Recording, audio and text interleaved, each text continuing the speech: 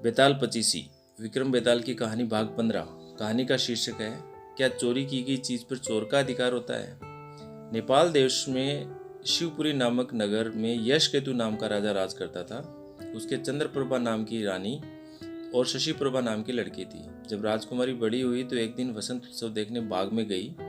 वहां एक ब्राह्मण का लड़का आया हुआ था। दोनों ने एक दूसरे को देखा और प्रेम करने लगे। इसी बीच एक पागल हाथी वहां दौड़ता हुआ आया। ब्राह्मण का लड़का राजकुमारी को उठाकर दूर ले गया और उसे हाथी से बचा लिया। शशि प्रभा महल में चली गई, पर ब्राह्मण के लड़के के लिए व्याकुल रहने लगी। उधर ब्राह्मण के लड़के की भी बुरी दशा थी। वह एक सिद्ध गुरु के पास पहुंचा और अपनी इच्छा बताई।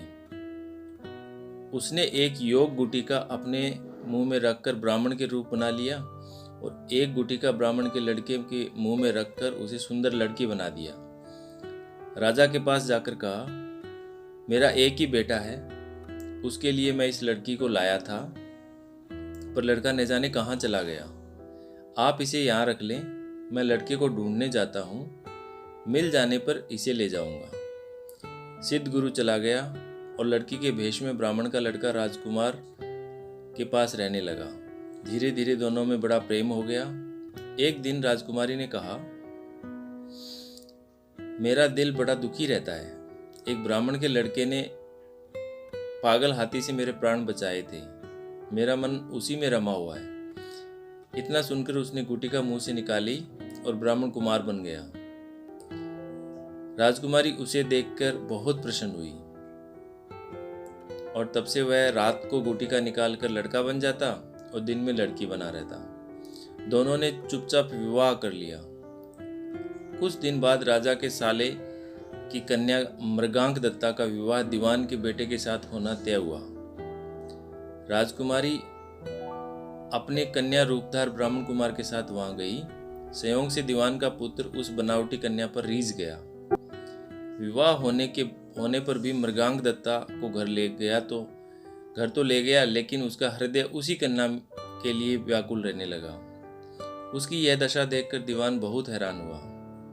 उसने राजा को समाचार भेजा। राजा आया।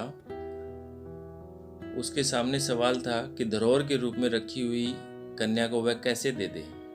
दूसरी ओर यह मुश्किल थी, न दे तो दीवान का लड़का कहीं मर न जाए। बहुत सोच विचार के बाद में राजा ने दोनों का विवाह करवा दिया। बनावटी कन्या ने यह शर्त रखी, चूंकि वह दूसरे के लिए लाई गई थी, इसलिए उसका यह पति 6 महीने तक यात्रा करेगा, तब वह उससे बात करेगी। दीवान के लड़के ने शर्त मान ली।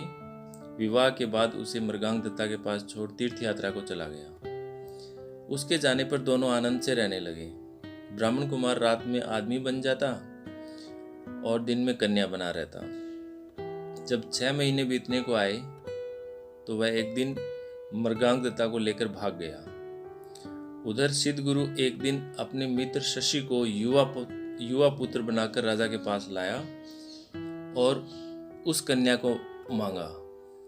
शाप के डर के मारे राजा ने कहा, वह कन्या तो न जाने कहाँ चली गई, आप मेरी कन्या से इसका विवाह करा दें। वह राजी हो गया और राजकुमारी का विवाह शशि के साथ कर दिया गया।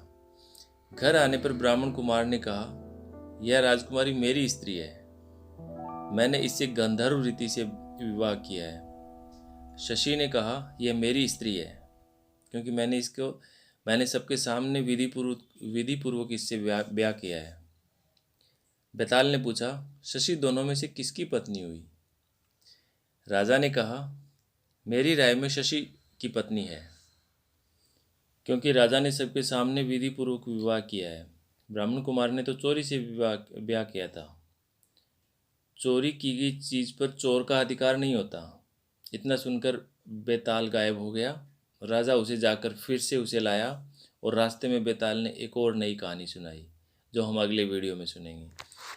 थैंक यू सो मच दोस्तों, आपको बहुत बहुत धन्यवाद ये वीडियो सुनने के लिए, ये वीडियो देखने के लिए। और मैं उम्मीद करूँगा कि आप इस चैनल को सब्सक्राइब कर लें अगर नहीं किया है तो, और बेल आइकन ज़रूर दबा लें, नोटिफिकेशन ऑन कर लें। और साथ साथ में इस वीडियो को लाइक करें, अपने दोस्तों के साथ में जितना हो सके उतना शेयर करें और कुछ न कुछ कमेंट ज़रूर करें जिससे मुझे मोटिवेशन मिलता है। थैंक यू सो मच दोस्तों।